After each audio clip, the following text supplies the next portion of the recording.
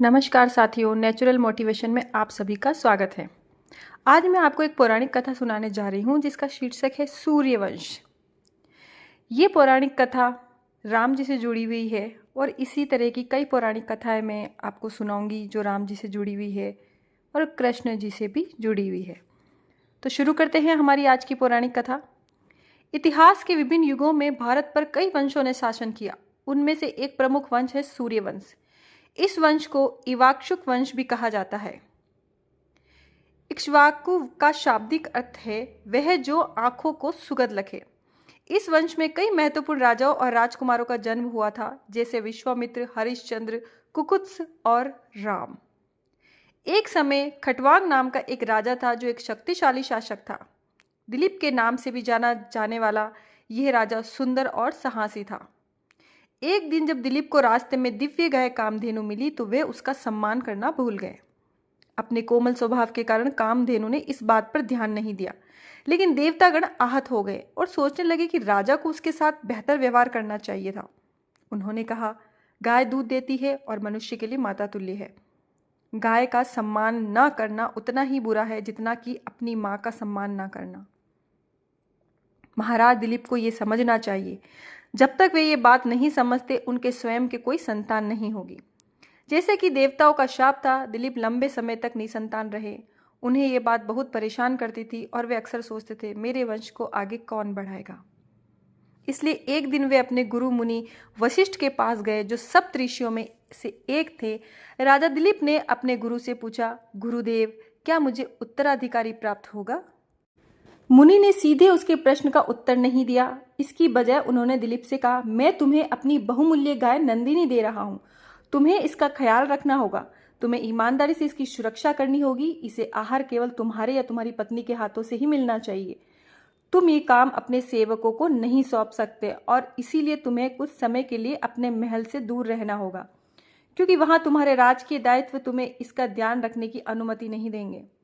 यह नंदिनी के प्रति तुम्हारा समर्पण शुद्ध व संपूर्ण होगा और तुम इसका अच्छी तरह से ध्यान रखने में सफल रहोगे तो तुम्हारी इच्छा पूरी हो सकती है। दिलीप ने मुनिवर का सुझाव स्वीकार कर लिया और अपनी पत्नी सुदक्षिणा के साथ वन में एक छोटी सी कुटिया में चले गए, जहां उन्होंने स्वयं को नंदिनी गाय के प्रति समर्पित कर दिया। वह उसे प्रतिदिन स्नान कराते थे और घास चराने ले जाते थे, जबकि उनकी पत्नी गाय के बाड़े को साफ करती थी, उसका दूध निकालती थी और उसकी अन्य आवश्यकताओं का ध्यान रखती थी। समय बीतने के साथ दिलीप और नंदिनी के बीच का बंधन इतना मजबूत हो गया कि वे दोनों अविभाज्य हो गए। एक दिन नंदिनी दिलीप के आगे निकलकर ऐसे मैदान में घास चरने चली गई जहां वे पहले कभी नहीं गए थे। अचानक पता नहीं कहां से एक खूंखार शेर नंदिनी पर आक्रमण करने के लिए आ गया। दिलीप ने तुरंत अपना धनुष बाण निकाला और नंदिनी की रक्षा करने के लिए उसके सामने खड़ा हो गया। लेकिन दिलीप को यह देखकर आश्चर्य हुआ कि शेर उससे मनुष्य की भाषा बोल रहा है। ओ राजा दिलीप, मैं जीवित रहने के लिए गाय को खाता हूँ। ये प्रकृति के चक्र का हिस्सा है।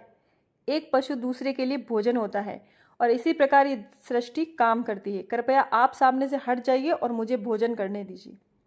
दिलीप ने हटने से इनकार कर दिया और बोले, तुम सृष्टि के संतुलन के बारे में सही कह रहे हो, लेकिन मैंने अपने गुरु को वचन दिया है कि मैं नंदिनी की रक्षा करूंगा और मैं इस कर्तव्य का पालन हर स्थिति में करूंगा। दोनों के बीच बहुत देर तक बहस चली, लेकिन वे किसी समझौते पर नहीं पहुंच पाए। अंत में दिलीप ने कहा, यदि तुम्हारी भूख अनियंत्रित हो गई है तो मुझे खा लो। मेरे मरने से कोई अंतर नहीं पड़ेगा, लेकिन तुम्हें नंदिनी को बिना नुकसान पहुंचाए छोड़ना होगा। शेर अधीरता से दहाड़ा और बोला, मूर्ख मत बनिए राजन, आप एक महान योद्धा है और अपने राज्य के लिए बहुमूल्य है। आपकी प्रजा आपके ऊपर निर्भर है। अगर आपकी गाय मर जाती है तो आपको आसानी से दूसरी मिल जाएगी, लेकिन अगर आप बिना उत्तराधिकारी मर जाएंगे तो आपके राज्य का बचना कठिन होगा। दिलीप शेर के शब्दों का अर्थ समझ रहा था, लेकिन उसने नंदिनी के प्रति समर्पित रहने का वचन दिया था। वह अपने निर्णय पर दृढ़ता से टिका रहा और सामने से नहीं हटा। अचानक शेर गायब हो गया। आकाश में बिजली चमकी और एक आकाशवाणी हुई, दिलीप, मैं नंदिनी के प्रति तुम्हारे प्रेम और तुम्हारे वचन की रक्षा से वास्तव में अभिभूत हूँ। मैं तुम्हें आशीर्वाद देता हूँ कि तुम्हें जीवन की सभी अच्छी वस्तुएं प्राप्त हो। इस घटनाक्रम से स्तब्ध दिलीप नंदिनी के साथ अपनी कुटिया में लौट आए। कुटिया में मुनि वशिष्ठ उनकी प्रतीक्षा कर रहे थे। तुम अपनी परीक्षा में उत्तीर्ण हो गए हो प्रिय पुत्र, उन्होंने मुस्कुराकर कहा। अतीत में तुमने एक गाय की उपेक्षा करके उसका अपमान किया था और आज तुम एक गाय के लिए अपना जीवन देने को तैयार थे। मेरा आशीर्वाद है कि तुम्हारे हृदय की हर एक इच्छा पूरी हो। अब तुम अपने राज्य में वापस लौट सकते हो। दिलीप ने उदासी और स्नेह के साथ नंदिनी को अलविदा कहा और सुदक्षिणा के साथ अपने राज्य वापस लौट गए। अगले वर्ष राजा दंपति को एक पुत्र की प्राप्ति हुई जिसका नाम उन्होंने रघु रखा। रघु एक असाधारण बालक था जिसके पास आकर्षक चेहरा, साहस और अच्छा स्वभाव था। जब वे बड़ा हुआ और अपने पिता की राजगद्दी पर बैठा तो उसने कई राज्यों पर विजय प्राप्त की और इतना प्रसिद्ध राजा बना कि सूर्यवंश को रघुवंश भी कहा जाने लगा। समय बीता और रघु को अज नाम के पुत्र हुआ जो बड़ा होकर दयावान पुरुष बना। एक दिन एक पत्र आया जिसमें राजकुमार को विदर्भ राज्य की राजकुमारी इंदुमती के स्वयंवर में आमंत्रित किया गया। उन दिनों स्वयंवर की परंपरा प्रचलित थी। एक समारोह जिसमें एक राजकुमारी अपने लिए सबसे उपयुक्त वर का चुनाव करती थी। युवा राजकुमार विवाह के लिए राजकुमारी का हाथ जीतने की उम्मीद में एकत्र होते थे।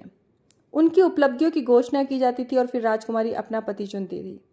इंदुमती ने जैसे ही अज को देखा उसके गले में वरमाला डाल दी और इस प्रकार अपनी पसंद की घोषणा कर दी। दोनों का विवाह हो गया और जल्द ही अज अपनी पत्नी के साथ अपने राज्य पर शासन करने लौट आए।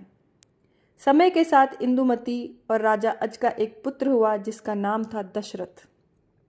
एक दिन इंदुमती और अज राज के उद्यान में चहलकदमी कर रहे थे जब अचानक आकाश से एक फूल आया और इंदुमती के ऊपर जा गिरा। वे तत्काल भूमि पर गिर गई और उसके प्राण निकल गए। अज का हृदय टूट गया। उनकी प्रिय पत्नी उनसे छीन ली गई थी। उनके दुख की कोई सीमा नहीं थी और वे इंदुमती के ऊपर झुककर रोने लगे। उसी समय घुमंतु ऋषि नारद प्रकट हुए। वे भगवान विष्णु के परम भक्त थे और विभिन्न क्षेत्रों को पार कर सकते थे। उन्होंने महाराज अज को बताया कि फूल उनके तंबूरे से गिरा था। वे एक विशेष फूल था। अज और तुम्हारी कोई साधारण स्त्री नहीं है। तुम्हारी पत्नी और तुम साधारण नहीं हो। वे एक अप्सरा थी जिसे मानव अवतार लेने का श्राप था। वह अपने पिछले रूप में तभी आ सकती थी जब मेरे तंबूरे से गिरा फूल उनके सिर को स्पर्श करे। अब वह श्राप से मुक्त हो गई है और स्वर्ग में वापस लौट आ गई है। अज ऋषि के शब्दों का अर्थ समझ गए, लेकिन फिर भी उन्हें अपनी पत्नी की बहुत याद आती थी।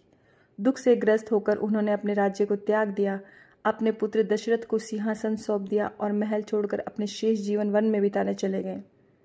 राजा दशरथ की 3 पत्नियां थीं। कौशल देश की राजकुमारी कौशल्या, मगध की राजकुमारी सुमित्रा और केकई देश की राजकुमारी केकई। राजा दशरथ को अपनी 3 रानियों से 4 पुत्र हुए।